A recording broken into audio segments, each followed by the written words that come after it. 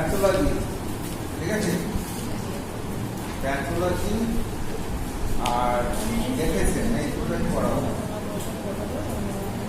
আমাদের আগে প্যাথোলজি দিয়ে শুরু করি। আগের দিকে আমরা সব বলেছি সাবজেক্টগুলো কিরকম, তাই তো? সাবজেক্টগুলো সম্বন্ধে বলেছি, যেমন প্যাথোলজি কি, টিএসএম কি, এফএসএম কি, এগুলো সব বলা হয়েছিল। তোমাদের এইখানে চারটে সাবজেক্ট সম্বন্ধে জ্ঞান লাভ করতে হবে, ঠিক আছে? একটা হচ্ছে প্যাথোলজি, একটা হচ্ছে এফএসএম, একটা হচ্ছে টিএসএম, একটা হচ্ছে ফিজিওলজি।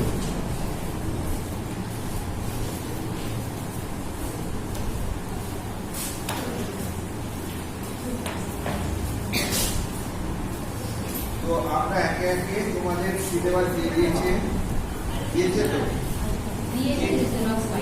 কি পড়তে হবে তোমরা জেনে গেছো।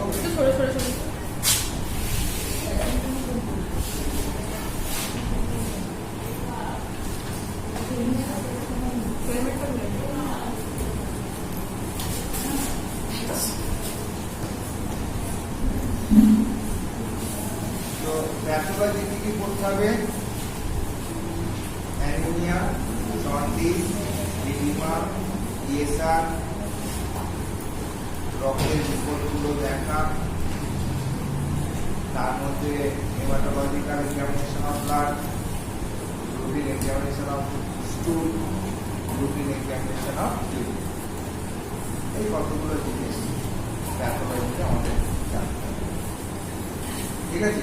খুবই ছোট করে দেওয়া আছে প্যাথোলজি, কিন্তু প্যাথোলজি বিষয়টা একটা বিশাল, এর অনেকগুলো সেক্টর আছে, যেমন মাইক্রোবায়োলজি আছে, প্যারাসাইটোলজি আছে, তো ক্লিনিক্যাল কিছু প্যাথোলজিক্যাল কন্ডিশন আছে। তার মানে অ্যানিমিয়া বুঝতে গেলে পরে আমাকে রক্ত বুঝতে হবে, কারণ অ্যানিমিয়ার কন্ডিশনটা রক্ত সংক্রান্ত।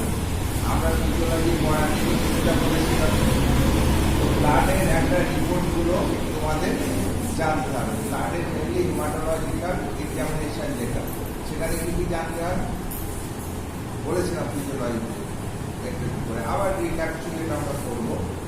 সেইটা আগে বুঝতে হবে, তারপরে আমি অ্যানিমিয়াটা বুঝতে পারবো। বুঝে গেল? আচ্ছা, সেগুলো কি কি? সিবিসি বলে একটা কথা ছিল না, কমপ্লিট ব্লাড কাউন্ট, ওই জায়গাটা হচ্ছে হেমাটোলজিক্যাল এক্সামিনেশন অফ ব্লাড করতে, ওই জিনিসটাকে আমরা বলি। যে লেখা থাকে না যে হেমাটোলজিক্যাল এক্সামিনেশন অফ ব্লাড, সেটা অ্যাকচুয়ালি এখন সিবিসি থেকে ছেড়ে দেয়। তো সেখানে আমাদের কি কি জানতে হয়? সেখানে আমাদের তোমার ব্লাডের কম্পোজিশনটা না জানলে অ্যানিমিয়া আসবে না। ব্লাডের কম্পোজিশন যেটা ফিজিওলজিতে আমরা করেছিলাম,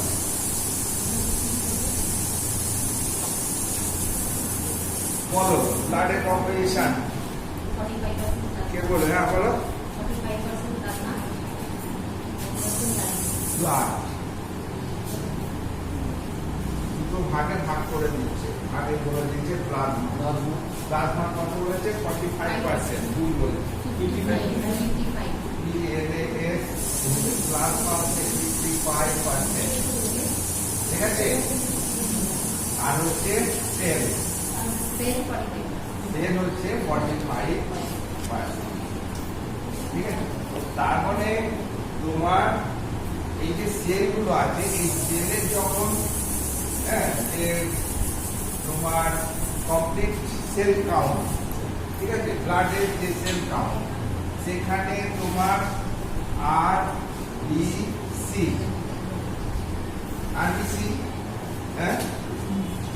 ডাব্লিউবিসি আর হচ্ছে প্লেটলেট, এদের আমরা কি দেখবো না টিসি, এদের আমরা টিসি দেখবো, অর্থাৎ টোটাল কাউন্ট গুলো দেখবো। তো আরবিসি টোটাল কাউন্ট কত বলো?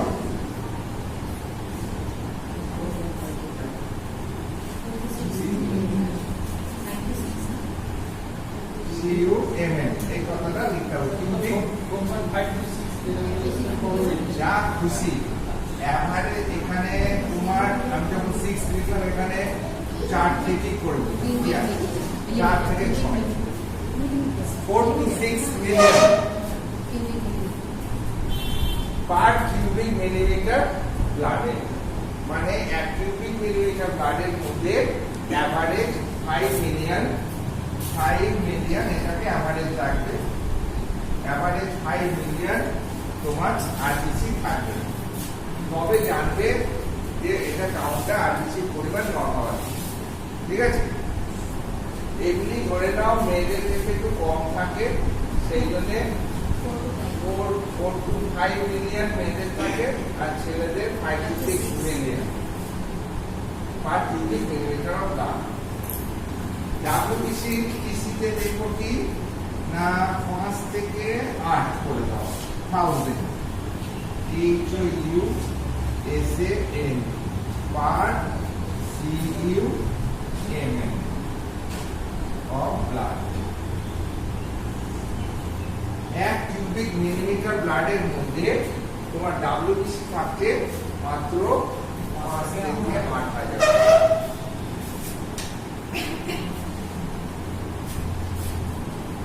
2 to 4 lakh per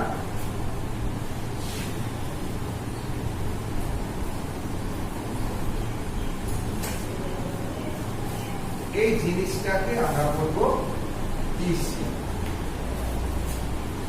composition of ব্লাডের মধ্যে এই যে সেল আছে সেল হচ্ছে তোমার 45%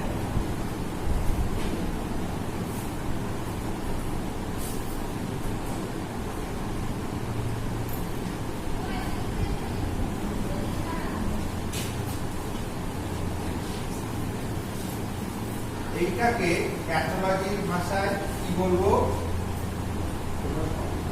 না টোটাল কাউন্ট সেল বলবে কম্প্যাক্ট সেল বলে কম্প্যাক্ট সেল বলে বা হিমাটোক্রিট ভ্যালু মানে 100 ml ব্লাডকে যদি আমরা সেন্ট্রিফিউজ করে যদি স্ট্যান্ড করে দিই এরকম একটা টেস্ট টিউবে নিয়ে 100 ml ব্লাডকে টেস্ট টিউবে নিয়ে বা 10 ml যা ভলিউম হোক না কেন সেন্ট্রিফিউজ করার পর যদি স্ট্যান্ড করে দিই তবে ব্লাড সেলগুলো এরকম থেকে নিচে একটা জায়গায় জড়ো হয়ে যাবে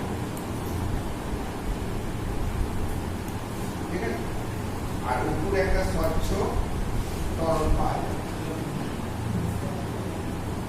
এইখান থেকে এই দুটো জিনিসকে আমরা পাচ্ছি হিমাটোক্রিট ভ্যালু থেকে আমরা এই জিনিসটা বার করেছি একটা ব্লাড স্যাম্পলকে যদি একটা অ্যান্টিকোয়াগুলেন্ট মিশিয়ে আমি বের করি তাকে যদি আমি সেন্ট্রিফিউজ মানে হচ্ছে একটা মেশিন যার মাধ্যমে 3 থেকে 3500 RPM এ ঘুরিয়ে এটাকে করা হয় সেন্ট্রিফিউজ তারপরে যদি স্ট্যান্ড করে দিই রক্তটাকে একটা টেস্ট টিউবে নিয়ে তবে নিচে সব সেলগুলো ছিটিয়ে পড়বে এইটা দেখা যাচ্ছে 45% এইটা 55% এইখান থেকে যে ব্লাডের যে কম্পোজিশনের ফার্স্ট লেভেলটা আমরা দেখলাম যে সেল আছে বলছি যে 45% প্লাজমা আছে 55% কি করে বলছি প্যাথোলজিক্যালি এইভাবে আমরা দেখতে পাচ্ছি যে এরকম যদি ব্লাডকে সেন্ট্রিফিউজ করে আমরা যদি স্ট্যান্ড করে দিই তবে নিচে সেলগুলো ছিটিয়ে পড়বে তার পরিমাণ দাঁড়াবে 45% আর উপরে স্বচ্ছ একটা তরল থাকবে হালকা ইয়েলোইশ কালারের যেটাকে বলছি আমরা প্লাজমা যার পরিমাণ হবে 55% ঠিক আছে মানে ফিজিওলজির সঙ্গে প্যাথোলজির নিবন্ধন চলছে যে তোমরা যে ফিজিওলজির নলেজটাকে কিভাবে প্যাথোলজিক্যাল এতে কনভার্ট ঠিক আছে তার মানে আমাদের যে সিবিসি যেটা বলছি আমরা কমপ্লিট ব্লাড কাউন্ট সেখানে দেখবে ডিসি ডিসি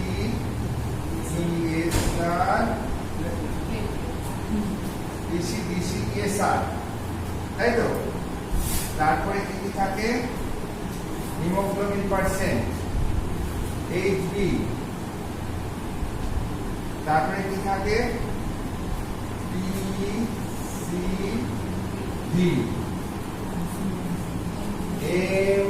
এমসিভি, এমসিএইচসি বা এমসিএইচ, তারপর হচ্ছে এমসিএইচসি, তারপর হচ্ছে রেটিকুলোসাইট।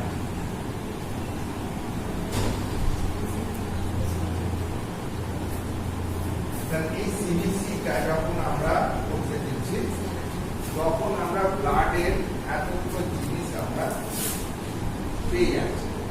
সেটা কিভাবে ফিজিওলজি অ্যাপ্লাই করে যাচ্ছি, দেখো এখানে এই যে টিসি বলছে, টিসি হচ্ছে এই কথাটা, ব্লাডের যে কম্পোজিশনের যে তিনটে সেল আছে, তিনটে সেলের টোটাল কাউন্টকে আমরা বলছি টিসি। ভালো করে বুঝবে। আর টিসি যখনই জিজ্ঞেস করবে তোমাকে এইরকম তিনটে কাউন্টে করতে হবে এবং শুধু ভ্যালুগুলো বলতে হবে না, পার লিটার অফ ব্লাড কথাটা কিন্তু উল্লেখ থাকতে হবে। কারণ টোটাল ব্লাড ভলিউম কত, আমাদের শরীরের টোটাল ব্লাড ভলিউম কত,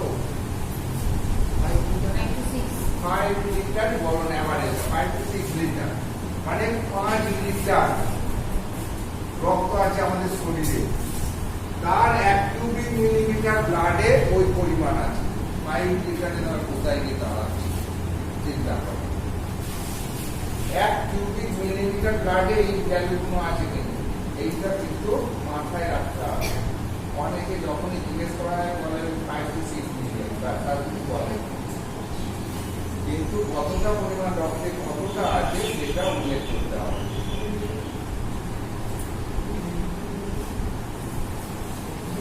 ঠিক আছে,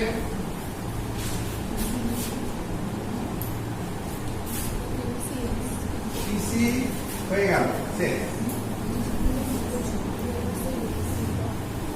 টিসি বুঝে গেল।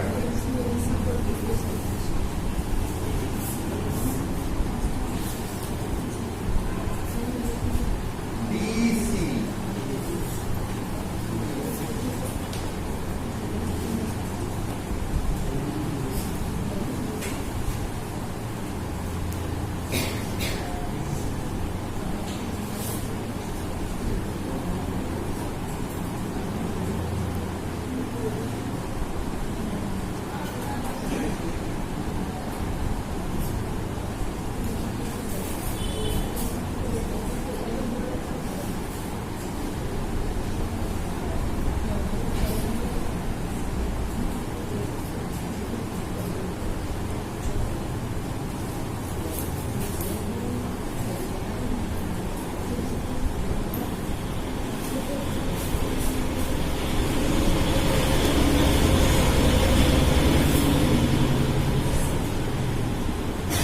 WBC কাউন্ট পেয়েছিলাম, টোটাল কাউন্ট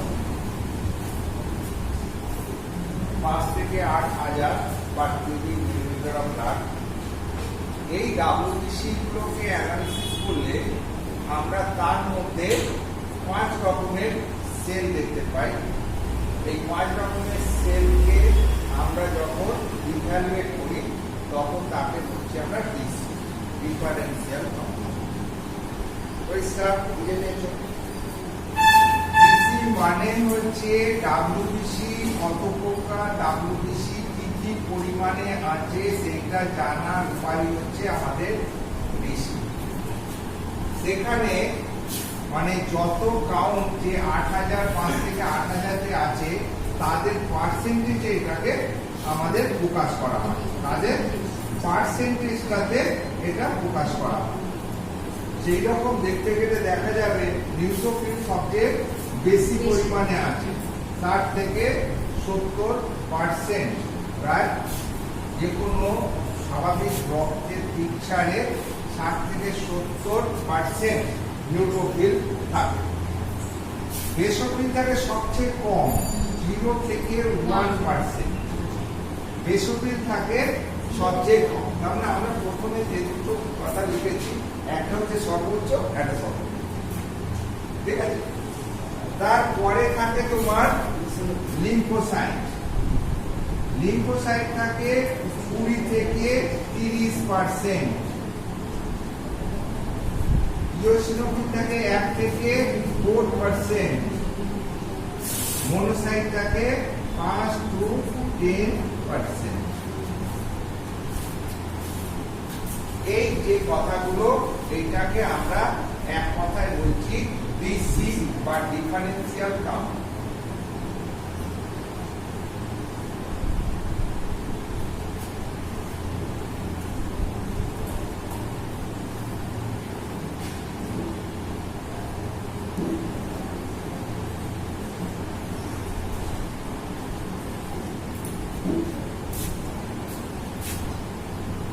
ডিসি মুছে গেছে।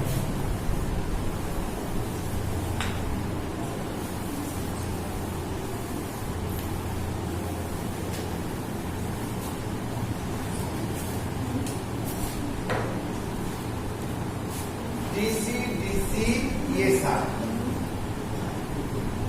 ইএসআর তোমাদের প্যাথোলজিতে ইটসেলফ একটা ব্রড কোশ্চেনে দেওয়া আছে। ইএসআর হচ্ছে একটা ব্রড কোশ্চেনে দেওয়া আছে, এরিথ্রোসাইট সেডিমেন্টেশন রেট। এই যে এই ধারণা থেকে এইখানে যে ধারণাটা আমি দিয়েছিলাম একটুখানি তোমাদের একটা টেস্ট টিউবের উপরে, অ্যাকচুয়ালি ইএসআর মানে হচ্ছে এরিথ্রোসাইট সেডিমেন্টেশন রেট বলা হয়েছে, কিন্তু অ্যাকচুয়ালি ওই সেলুলার সেডিমেন্টেশন, অর্থাৎ কি সময়ের মধ্যে কতটা পড়ছে। একটা রেট মানেই হচ্ছে জানবে একটা নির্দিষ্ট ঘটনা একটা নির্দিষ্ট সময়ের এগেন্স্টে যখন হচ্ছে তখনই তাকে আমরা বলছি রেট, তাই তো?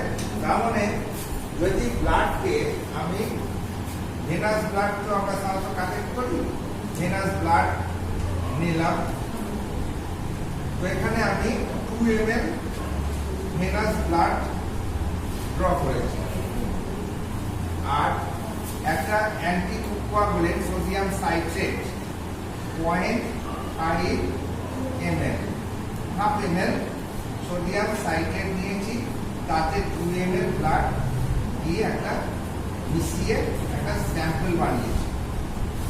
যেহেতু সোডিয়াম সাইট্রেট একটা অ্যান্টিকোয়াগুলেন্ট, রক্তের সঙ্গে মিশিয়ে গিয়ে রক্তটাকে এখানে তরল রেখে দেবে আর জমাট বাঁধতে দেবে না, ঠিক আছে? এইবার একটা ইএসআর টিউব। ইএসআর টিউব হচ্ছে একটা এরকম ছোট লম্বা টিউব, যেটা দৈর্ঘ্য হচ্ছে 300 মিলিমিটার, 300 মিলিমিটার দৈর্ঘ্য। তো তার তোমার উপরের দিকটা 100 মিলিমিটার মতো ফাঁকা থাকে। এইখান থেকে মার্কিং শুরু হয় 0 থেকে, একদম নিচে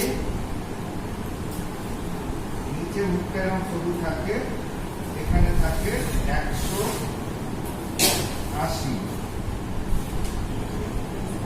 180 এইখানে দাগ থাকে, মাঝে 0 থেকে 180 এরকম ছোট ছোট 180টা দাগে মার্কিং করা থাকে।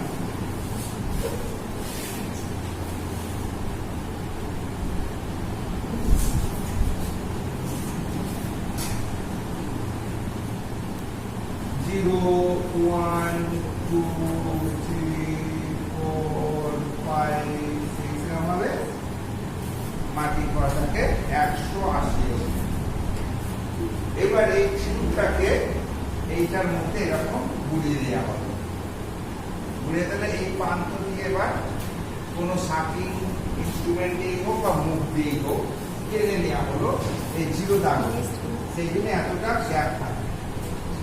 এই 0 দাগকে টেনে নিয়ে মুখটা বুড়া হলে হবে আর চিপকে দিতে পারে, আর এখান থেকে জিনিসটা পড়বে না। কৌশিক চাপ যেটা আছে সরু নলের মধ্যে যে একটা জিনিস নিয়ে এক মুখটা চেপে রাখলে মুখে পড়বে, সেরকম এটা মুখটা দিয়ে দিয়ে একটা স্ট্যান্ডের উপরে একটা স্ট্যান্ড থাকে, স্ট্যান্ড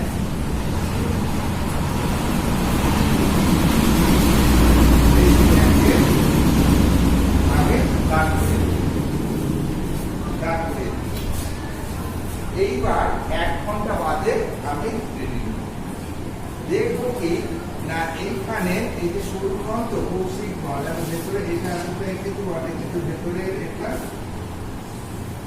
একদম সরু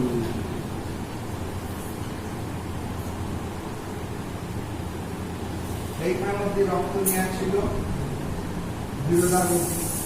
দেখা যাবে নিচে ছুটিয়ে পড়লে পরে উপরে একটা হালকা এরকম প্লাজমার মতো জোন পাবো। এইখানে 1 ঘন্টায় এই জোনটা স্বচ্ছ জোনটা কতটা পেয়েছে, যদি 5 ভরের অবধি যদি স্বচ্ছ জোন পাই, এটা ধরে স্বচ্ছ, এদিকটা আবার দিক, এইটুকু যদি স্বচ্ছ পাই তার হচ্ছে 5 ml। যদি আমি এখানে 8 ভর পাই স্বচ্ছ জোন 1 ঘন্টায়, তবে তার ইএসআর হবে 8 ml। এইরকম ভাবে আমরা ইএসআরটাকে মেজার করব। বুঝা গেল? তার মানে ইএসআর কিভাবে দেখবে, ভেনাস ব্লাড ড্র করতে হবে, যার ইএসআর দেখা হবে সেই ব্লাডের সঙ্গে সোডিয়াম সাইট্রেট তুলে একটা অ্যান্টিকোয়াগুলেন্ট মেশাতে হবে। তার রেশিওটা কি 4:1। দেখা 2 ml আর 0.5 ml রিয়েজেন্ট নিয়েছি, তার মানে এদের ব্লাড ইস্টু রিয়েজেন্ট হচ্ছে 4:1। এরকম 4:1 অনুপাতে মিশিয়ে আমি একটা স্যাম্পল ফাইল তৈরি করব। সেই স্যাম্পল ফাইলটা দিয়ে কি করবো না একটা ইএসআর টিউব নেবো, যে ইএসআর টিউবটা মেনলি 300 মিলিমিটার লম্বা এবং তাতে নিচে 180 আর উপরের দিকে 0 মার্কিং করা থাকে, তার উপরে কিছুটা অঞ্চল ফাঁকা থাকে 100 মিলিমিটার মতো। ঠিক আছে, এইবার এই ইএসআর টিউবটাকে স্যাম্পল দুবনের মধ্যে আমি প্রবেশ করাবো, করিয়ে অপর পাত্র দিয়ে রক্তটাকে 0 দাগ অবধি টেনে নেব। 0 দাগ অবধি টেনে নিয়ে এইবার একটা ইএসআর স্ট্যান্ড বলে, এটাকে বলে ইএসআর স্ট্যান্ড। ইএসআর স্ট্যান্ডের মধ্যে এই টিউবটাকে দাগ করে দেব। এইবার 1 ঘন্টা দাঁড় দিয়ে 1 ঘন্টা পরে আমি রিডিং করব। 1 ঘন্টা পরে যে রিডিংটা হবে সেটাই ইএসআর। আগে কি করা হতো, আগে করা হতো 5 ঘন্টায় একটা রিডিং নেওয়া হতো, 2nd ঘন্টায় রিডিং নেওয়া হতো, 3rd ঘন্টায় একটা রিডিং নেওয়া হতো, তাকে একটা গড় বার করা হতো, করে ইএসআরটা মাপা হতো। সেখানে অনেক ঝামেলা ছিল এবং অনেক গড়বড় আসছিল বলে এখন নিয়ম করা হয়েছে ইন্টারন্যাশনাল, যে প্রথম ঘন্টায় যা যতটুকু হবে সেটাই থাকে, আর কোনো ঝামেলা থাকে কোনো গড় নয় কিছু, প্লেন 1 ঘন্টায় আমরা রিডিংটা 1 ঘন্টায় যেটা পাবো সেটাই তার ইএসআর। ঠিক আছে, তাহলে ইএসআর কিভাবে পরিমাপ করবে এইটা আমরা বুঝে গেলাম তো, এখন মাথার মধ্যে ঢুকে নিচ্ছ তো।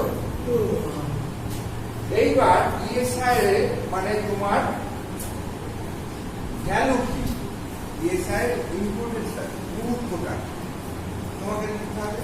আর কি লিখতে হবে, কোন কোন কন্ডিশনে ইএসআর বেশি হয় আর কোন কোন কন্ডিশনে ইএসআর কম। এবার এগুলো মুখস্থ করার ব্যাপার। যত রিউমেটিক ডিজিজগুলো আছে, রিউমেটিক ফিভার, রিউমেটিক আর্থ্রাইটিস, হ্যাঁ, এবং যত লাংসের রোগগুলো আছে, লাংস অ্যাবসেস, নিউমোনিয়া, সমস্তগুলোতে, আর তোমার টিউবারকুলার ইনফেকশন, তো লাংসের উপরে যে ইনফেকশনগুলো হয়, লাং অ্যাবসেস হোক, লাংসের টিউবারকুলোসিস হোক, বা ব্রঙ্কাইটিস হোক, ব্রঙ্কোনিউমোনিয়ায় হোক, সবেতেই কিন্তু ইএসআর।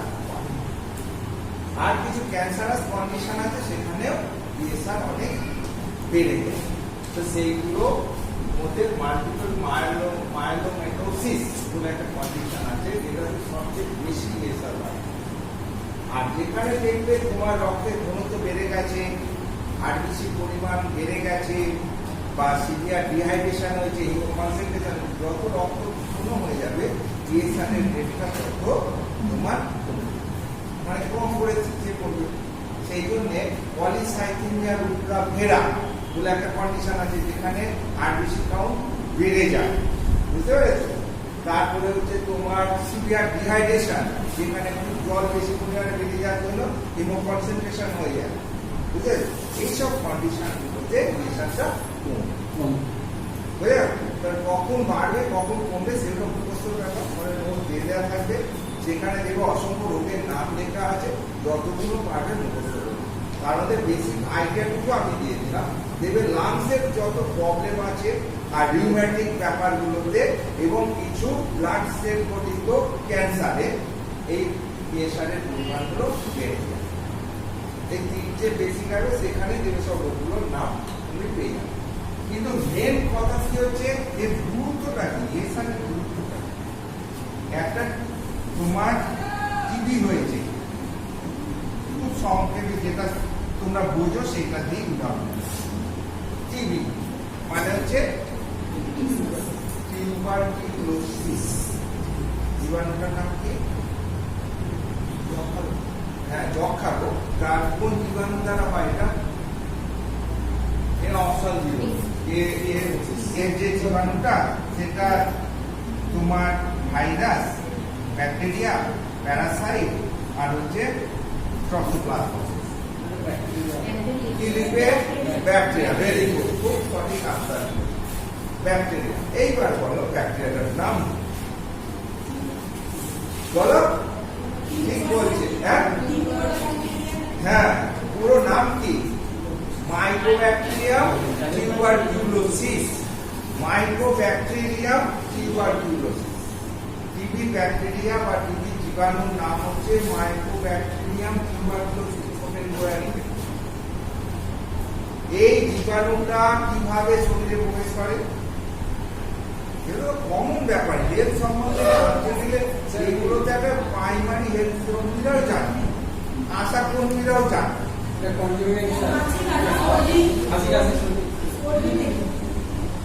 ঠিক বলছে হাঁচি কাশি এগুলো অ্যাকচুয়ালি কি এটা তোমার এয়ার পট নাক মুখ দিয়ে শরীরে ঢোকে নাক মুখ দিয়ে শরীরে ঢোকে সেটা ডাইরেক্ট কোনো জীবাণু নাক মুখ দিয়ে ঢুকতে পারে বা কোনো ড্রপলেট নিউক্লি হতে পারে ড্রপলেট ডাস্ট হতে পারে বুঝতে ধরো একটা টিউবারকুলার রোগী কাশছে কাশির ফলে যেগুলো ছিটকে ছিটকে বেরোচ্ছে দ্যাট ইজ কল্ড ড্রপলেট এই যে মিউকাস সমন্বিত জীবাণু যেটা আমরা কথা বলতে গিয়ে আমাদের মুখ থেকে ছিটকে ছিটকে যেগুলো বেরোয় ওগুলো বলি ড্রপলেট এই ড্রপলেটের মাধ্যমে আমাদের শরীরে জীবাণু এরকম স্প্রেড করে এইটাই উড়ে উড়ে গিয়ে করতে পারে বা এটা এখানে করলো ধূলিকণার মধ্যে বের হয়ে গেল সেটা উড়ে গিয়ে তোমার ওখানে যেতে পারে বা মাছির মাধ্যমে যেতে পারে এনি হাও কিন্তু মেনলি ঢুকবে কোথায় টোটাল টু এন্ট্রি নাক দিয়ে মুখ টোটাল টু এন্ট্রি হচ্ছে নাক ঢুকে কোথায় যাবে অর্থাৎ এর মেন টার্গেট অর্গান হচ্ছে লাংস এর মেন এই জীবাণুটা যেটা হচ্ছে মাইকোব্যাকটেরিয়াম টিউবারকুলোসিস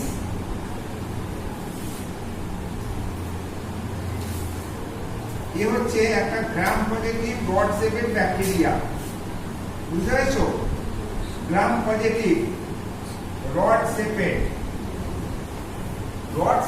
ব্যাকটেরিয়াগুলোকে আমরা ব্যাকটেরিয়ালজিতে ব্যাকটেরিয়ালজি বলে একটা কথা আছে বুঝতে পেরেছো ব্যাকটেরিয়ালজি একটা বই বিশাল বড় বই ব্যাকটেরিওলজি যেখানে আমাদের শরীরে যত রোগ জীবাণু সৃষ্টি করে যে সমস্ত ব্যাকটেরিয়া তাদের সব ইতিহাস বা ইতিহাস সব বুঝে না সেই রকম সেই বইটাতে মাইকোব্যাকটেরিয়াম টিউবারকুলোসিস বলে একটা ব্যাকটেরিয়ার একটা চ্যাপ্টার আছে সে প্রায় 15 পাতা বিশাল একটা চ্যাপ্টার সেইখানে এই যে ব্যাকটেরিয়া এরা কেমন দেখতে কি স্বভাব কি করে শরীরে ঢুকে তাদের কি চরিত্র এই সবগুলো সব ওর মধ্যে লেখা আছে বুঝতে পারলে সেরকম সেখান থেকে আমি অল্প করে বলছি এই ব্যাকটেরিয়াটা একটা গ্রাম পজিটিভ ব্যাকটেরিয়া এইবার কথা আসবে স্যার গ্রাম পজিটিভ বুঝি না গ্রাম পজিটিভ জিনিস স্যার গ্রাম পজিটিভ হচ্ছে আমাদের সমস্ত যে ব্যাকটেরিয়াগুলো আছে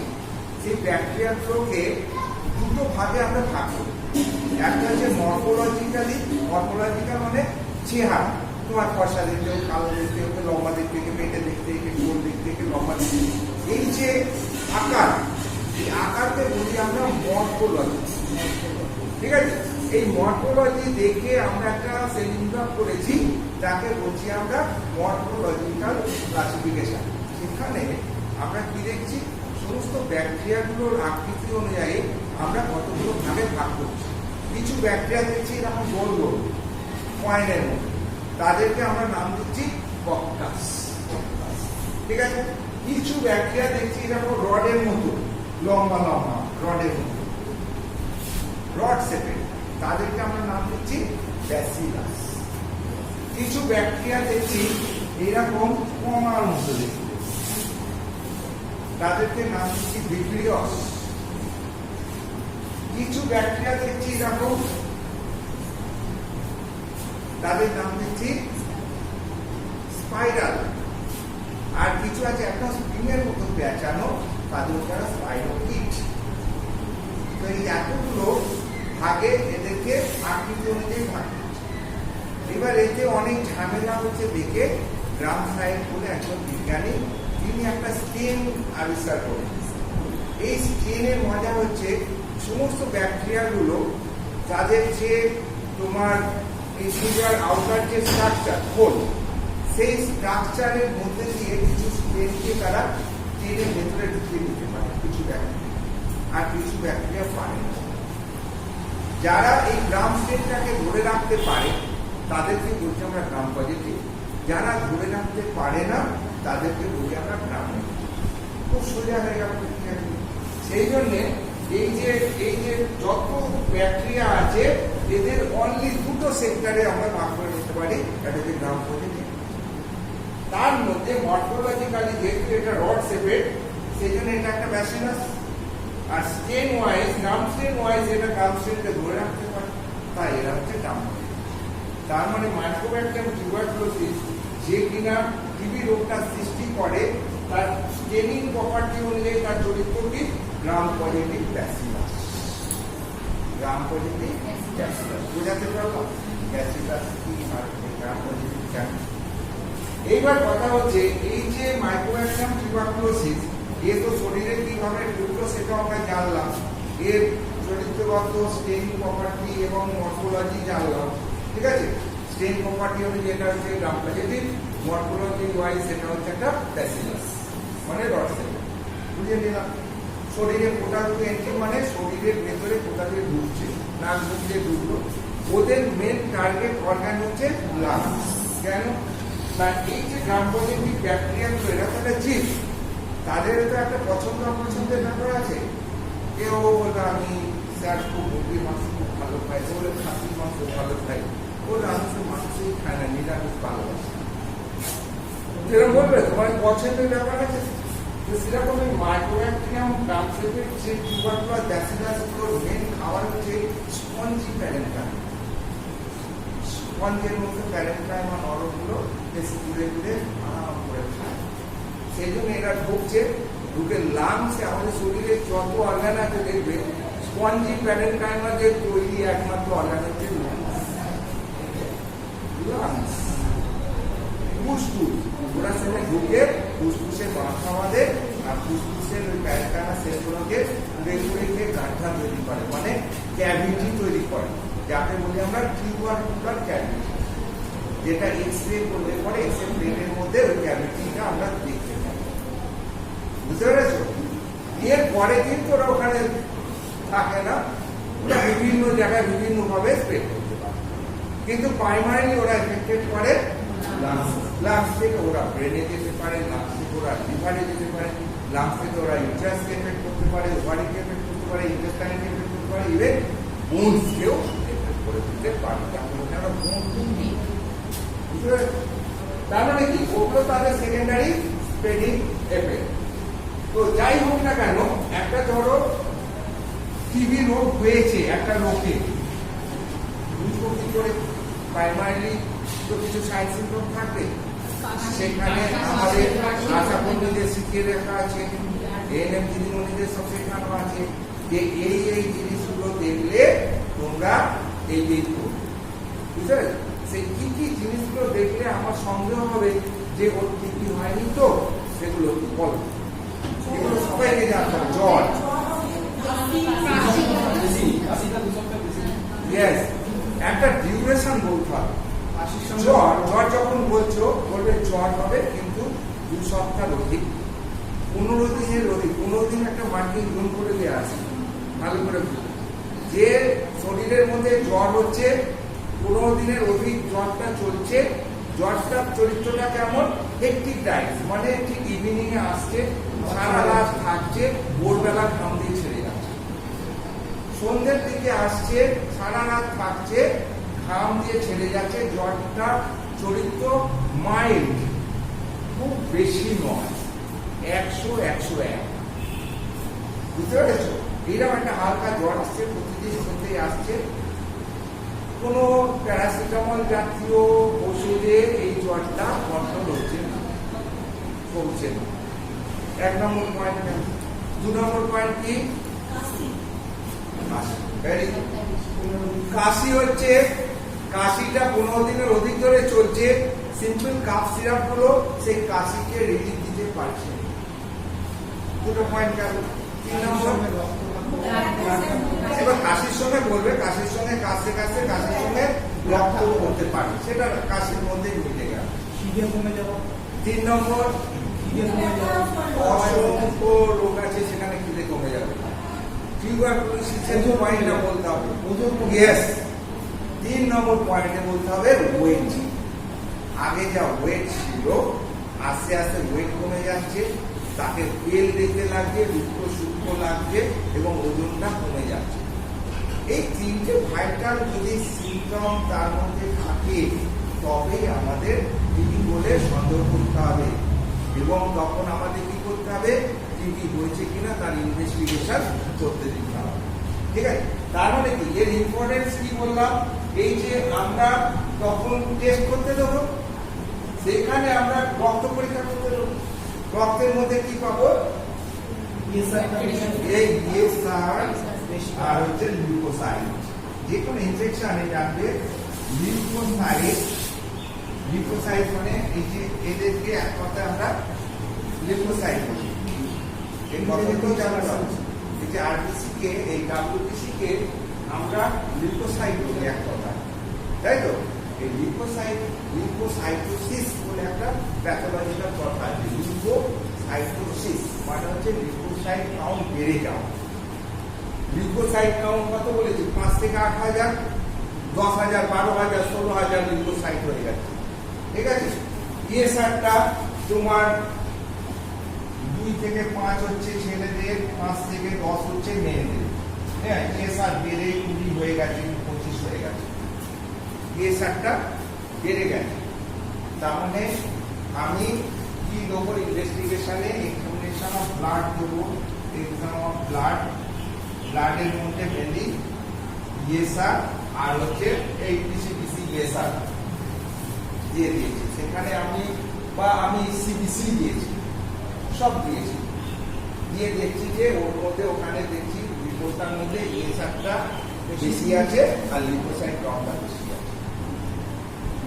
ব্লাডে চেস্টের এক্সরে করতে দিয়েছি, এক্সরে টেস্ট, এক্সরে চেস্ট লিখে দিয়েছি, এক্সরে চেস্ট, চেস্টের এক্সরে করতে দিয়েছি। এক্সরে করে এক্সরেতে আপনি টিউবারকুলার ডায়াবেটিস ওষুধ দিয়েছি। ঠিক আছে? আর কি sputum, sputum, sputum for AFB, sputum for AFB, AFB sputum for আমি কি দিতে পারতাম?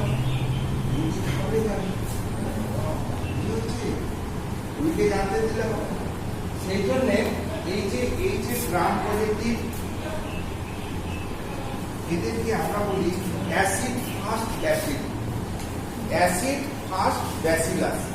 এই যে টিবি জীবাণুটাকে আমরা অ্যাসিড ফাস্ট ব্যাসিল বলি, কারণ একে অ্যাসিড দিয়ে রোধ করলেও এটা মুছে ফেলা যায়। সেই জন্য এরা হচ্ছে অ্যাসিড ফাস্ট ব্যাসিল। এই যে এই কথাটা এএফবি হচ্ছে অ্যাসিড ফাস্ট ব্যাসিল, একমাত্র অ্যাসিড ফাস্ট ব্যাসিল হচ্ছে মাইক্রোব্যাকটেরিয়াম জীবাণু। বুঝতে পেরেছেন? সেই জন্য আমি বললাম যে স্পুটাম, স্পুটাম মানে কাশি পরে যেটা ওঠে সেটাকে বলছি আমরা স্পুটাম। ওই স্পুটামটা আমরা পরীক্ষা করতে দেবো। সেই স্পুটামে আমরা যদি AFB পজিটিভ পাই তবে জানবো স্পুটামের মধ্যে মাইক্রোব্যাকটেরিয়াম টিউবারকুলার জীবাণু বর্তমান। সে এলো কোথা থেকে? তো আমি ব্লাডের মধ্যে লিউকোসাইটোসিস পেয়েছি, ESR হাই পেয়েছি, স্পুটামের মধ্যে AFB পজিটিভ পেয়েছি, এক্সরেতে আমি টিউবারকুলার ক্যাভিটি পেয়েছি, তারপরে তো আমার সন্দেহ থাকতে পারে তার মানে definite B or C is suffering from Mycobacterium tuberculosis। Diagnosis হয়ে গেল। এইবার ব্লড ট্রিটমেন্টে আমি চলে যাবো ডাইরেক্ট ব্লড ট্রিটমেন্ট। তার একটা নির্দিষ্ট পরিকাঠামো সরকারি তরফ থেকে বা মেডিকেল অ্যাসোসিয়েশন থেকে করে দেওয়া আছে। গুচ্ছ মেডিসিন কতদিন ধরে কেমন ভাবে খাওয়া হবে সেটা পরের কথা। প্যাথোলজি মানে ওটা তোমাদের মেডিসিনের ব্যাপার, যখন মেডিসিন পড়বে তখন অলরেডি জেনে। তো আমাদের মুখ্য উদ্দেশ্য কি ছিল না, এই যে ব্লাডের যে সিবিসি আমরা করছি মানে হিমাটোলজিক্যাল এক্সামিনেশন অফ দ্য ব্লাড, এই ব্লাডের যে আমরা করছি সেখান থেকে আমরা কি কি জানতে পারছি। সেখানে আমার এই আইটেমে এসেছিল ESR এ আমরা এসেছিলাম, ESR এ এসে আমরা ESR-টা বোঝার চেষ্টা করছিলাম, মোটামুটি বুঝে গেছি ESR-টা। এইবার ESR এর গুরুত্ব বলতে গিয়ে আমি অন্যদিকে ঢুকে গেছি টিবিতে। ঠিক আছে, টিবি একটা একটি রোগ যেটা মেডিসিনে পাবে, তার চিকিৎসক পাবে, এখানে অত গুরুত্বপূর্ণ নয়। আমার যেটা বলার ছিল সেটা হচ্ছে ESR এর গুরুত্ব কি। ESR এর গুরুত্ব হচ্ছে একটা রোগকে নির্ণয় করা, একটা রোগকে নির্ণয় করতে সাহায্য করা, সেটা যেই হোক না কেন। আমি এখানে শুধু একটা সহজ রোগ টিউবারকুলোসিস দিয়ে আমি একটা উদাহরণ দিয়েছি। তার মানে কি, it helps in diagnosis of, একটা কথা রাখতে পারবে গুরুত্বের। আর একটা হচ্ছে it helps প্রোগনোসিস of the disease. প্রোগনোসিস এখান থেকে বোঝাচ্ছে মাইক্রোব্যাকটেরিয়াম টিউবারকুলোসিস আমি ডায়াগনোসিস করেছি, করা হয়েছে, ব্লড ট্রিটমেন্ট দিয়েছি, রোগ ওষুধ চলছে। এটা তো অনেক দিনের লেন্দি প্রক্রিয়া, 3 মাস 6 মাস, যেমন যেমন ইমপ্রুভমেন্ট হবে সেই অনুযায়ী আমরা এগোবো। তো এখানে ধরো 1 মাস ওষুধ খাওয়ার পর রোগীর অবস্থা কি সেটা জানার জন্য আমি তো আর সেই আবার হ্যান্ডামেন্টটা সব করবো না, তখন আমি শুধু আবার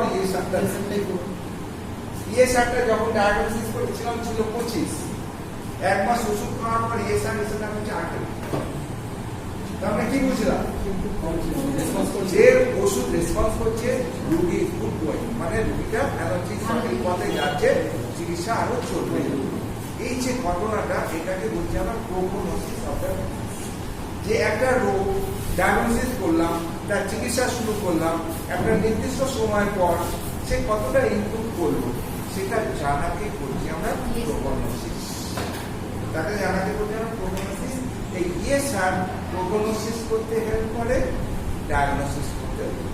এই হচ্ছে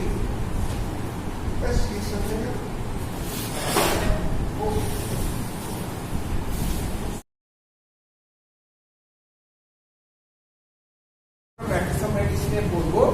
তার এটা তো একটা ডাইরেক্ট, এছাড়া ইনডাইরেক্ট কিছু থাকে যেখানে টিউবারকুলোসিস হয়েছিল কিনা তার প্রমাণ জোগাড় করতে হয়, তখন ওখানে স্কিন টেস্ট করতে হয়।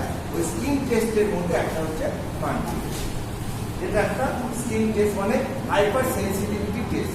যদি আমার শরীরে জীবাণু প্রভাব ঘটে থাকে, তার এগেনস্টে একটা আমার শরীর তার একটা প্রভাব ফেলে রেখেছে, সেই প্রভাবটা আমার শরীর বর্তমান কি বর্তমান নয় সেটা জানার জন্য আমরা একটা স্কিন টেস্ট করি, তাকে বোঝানো মানচিত্র। বুঝে না, এগুলো বাচ্চাদের ক্ষেত্রে বেশি করতে হয়, কারণ ওদের অ্যাক্টিভিটি এইসব সিমটমগুলো থাকে না, অথচ তারা এফেক্টেড কি এফেক্টেড নয় সেটা জানার জন্য আমরা যখন এই দিকে পাচ্ছি না তখন মানচিত্র টেস্টটা, বুঝে না, ওটা পরের গল্প। ওটা পাবে, প্যাথোলজিতেও পাবে, শুধু মানচিত্র টেস্টটা পাবে। মানচিত্র টেস্ট করলে প্যাথোলজিতে থাকবে একটা শর্ট নোট, দেখবে আছে তোমাদের কোর্সে, দেখবে মানচিত্র টেস্ট আছে, টিভির স্ক্রিন টেস্ট একটা, ওই একটা এইকেট পাওয়া যায়, সেটা স্ক্রিনের মধ্যে দেওয়া হয়, এবং পেন দিয়ে দাগ কেটে দেওয়া হয়। এবার দাগে 1 ঘন্টা 2 ঘন্টা 3 ঘন্টা বাদে ও কতটা স্প্রেড করছে সেটা দেখা হয়। যদি 5 মিলিমিটারের মধ্যে স্প্রেডটা থাকে, সীমাবদ্ধ থাকে, তবে জানবে হাইপার সেন্সিটিভিটি নেই। যদি 5 মিলিমিটার ক্রস করে তারপরে এবার +1 +2 +3 কতটা বাড়ছে তারপরে বুঝতে পারছেন। এবার 5 ক্রস করলেই পজিটিভ, কতটা পজিটিভ সেটা আবার প্লাস দিয়ে চিহ্নিত করা হয়। যদি 10-এর মধ্যে সীমাবদ্ধ থাকে, 5 থেকে ক্রস করেছে 10-এর মধ্যে সীমাবদ্ধ +1, 10 ক্রস করে গেছে +2, 15 ক্রস করে গেছে +3, এরকম ভাবে এদেরকে ইন্টারপ্রিট করা। এবার বলো তোমাদের প্যাথোলজি, আমি অ্যানিমিয়া দিয়ে শুরু করেছিলাম, অ্যানিমিয়া দিয়ে পৌঁছাতে পারলাম না, ঠিক আছে। তো আমরা মোটামুটি একটা কোশ্চেন করে ফেলাম, দুটো কোশ্চেন করে ফেললাম, মানে সেটাও অনেক বিশাল ব্যাপার। মানে আমরা হিমাটোলজিক্যাল এক্সামিনেশন অফ ব্লাড করে ফেললাম, তার সঙ্গে আমরা ইএসআরটা করে ফেললাম, টিউবারকুলোসিস করি। ইএসআর বোঝাতে গিয়ে আমি একটা রোগের উদাহরণ দিয়েছি, দ্যাট ইজ মাইক্রোব্যাকটেরিয়াম টিউবারকুলোসিস, ঠিক আছে। সেটাও আমরা মেডিসিনের মধ্যে অনেকটাই করে ফেলি, ঠিক আছে। তো আমাদের মেন উদ্দেশ্য কি, প্যাথোলজির মেন উদ্দেশ্য কি, রোগ কি হয়েছে এবং রোগটা আমাদের শরীরের ভেতরে গিয়ে কি প্যাথোলজিক্যাল চেঞ্জ দেখিয়েছে সেটা জানাই হচ্ছে প্যাথোলজি। এবং সেগুলো জানি আমরা কিভাবে, ম্যাক্সিমাম ইনভেস্টিগেশনের মাধ্যমে, বুঝে গেল। প্যাথোলজিটা মেনলি আমরা বুঝি কার মাধ্যমে, ইনভেস্টিগেশনের মাধ্যমে। এবার সেই ইনভেস্টিগেশন জানতে গেলে পরে প্যাথোলজির অনেকগুলো সেক্টর আছে, যেমন আমি একটা বললাম তোমাদের মাইক্রোবায়োলজি। মাইক্রোবায়োলজি মানে হচ্ছে যত ধরনের জীবাণু আছে, মাইক্রো মানে যারা খালি চোখে দেখা যায়, তাদেরকে যে অ্যানালিসিস করার জন্য যে যত ধরনের এরকম মাইক্রোবস আছে আমাদের শরীরে, তারা প্রাদুর্ভাব ঘটিয়ে রোগের সৃষ্টি করে, তাদের জন্য একটা বই আছে, সেটাই হচ্ছে মাইক্রো।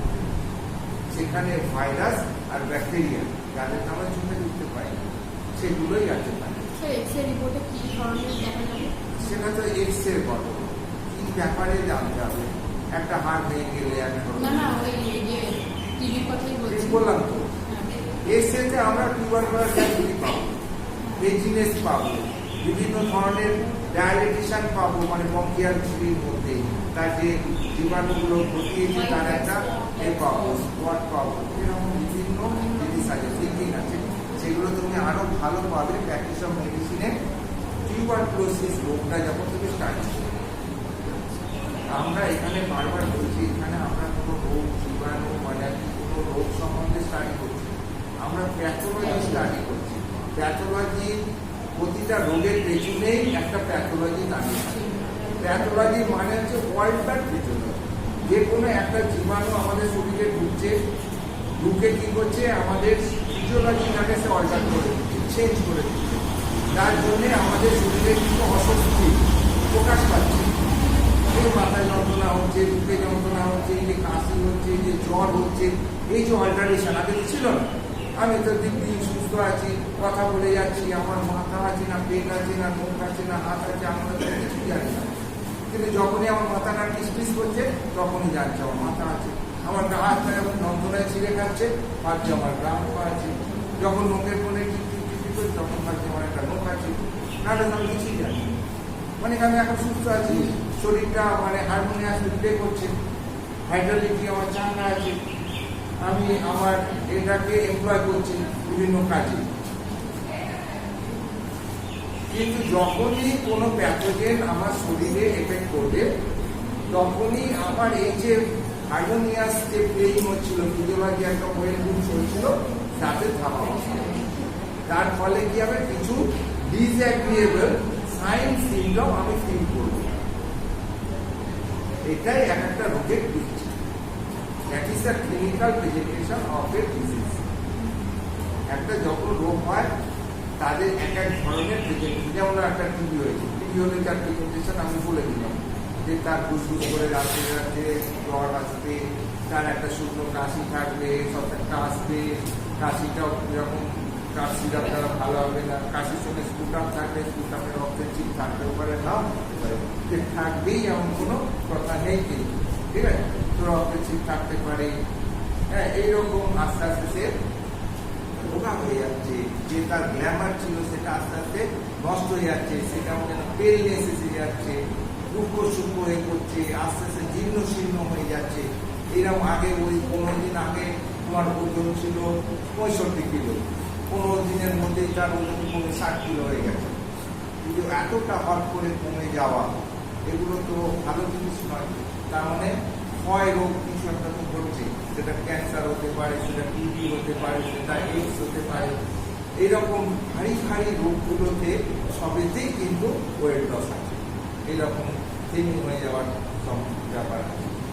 তো এবার সেইগুলো তো ইন্ডিকেশন, সেখান থেকে এবার আমি যে টেস্টিংগুলো করছি ডায়াগনোসিসের জন্য, টেস্টিফাইগুলো করছি, টেস্টিমনিগুলো আমাকে সিলেক্ট করে দিচ্ছে বা আমাকে জানতে সাহায্য করছে প্রপারলি সে কি রোগে প্যাথোলজি। এখানে প্যাথোলজিক্যাল অধিকাংশ চেঞ্জগুলো আমরা জানতে পারি প্যাথোলজিক্যাল ইনভেস্টিগেশনে। সেই জন্য আমাদের এই সাবজেক্টটা খুবই গুরুত্বপূর্ণ সাবজেক্ট। যদি একটা বিশাল সাবজেক্ট কিন্তু তোমাদের অল্প অল্পই দেওয়া আছে, এই অল্প অল্পটুকু জানলেই ঠিক আছে। এর পরের দিন আমরা ওই অ্যানিমিয়াটা বলবো, অ্যানিমিয়া, জন্ডিস, ইডিমা, এই সমস্ত প্যাথোলজিক্যাল কন্ডিশনগুলো আছে। তোমাদের খুবই শর্ট তোমাদের সময় দিয়েছে 2 মাস, তাই তো? 2 মাস 2.5 মাস শর্ট টাইম দিয়েছে। এবার এই টাইমের মধ্যে আমাদের বুঝে দিতে হবে, তোমাদের একটু অন্তত আলাদাভাবে